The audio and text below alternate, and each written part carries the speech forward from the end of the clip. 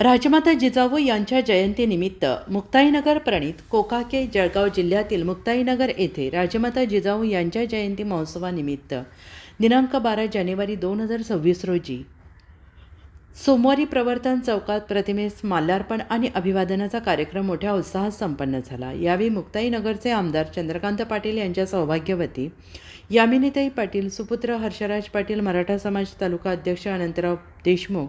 वसंत Patil, sir Dinesh Kadam, व्यापारी आघाडीचे अध्यक्ष नितीन जैन, शिवसेना उपजिल्हाप्रमुख छोटूभाई, नगरसेवक गणेश टोंगे, संतोष कोळी यांच्यासह प्रफुल्ल पाटील, राजेश वानखेडे,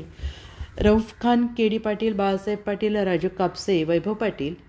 पांडू पाटील, अशोक सोनवणे, कृष्णा पाटील, मुरली पवार, मनोज मराठे, किरण महाजन, मोतीलाल जोगी, मुकेश महल्ले,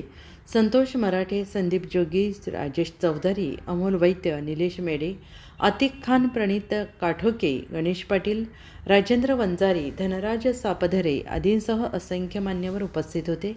प्रणित काठोके, जळगाव जिल्हा प्रतिनिधी।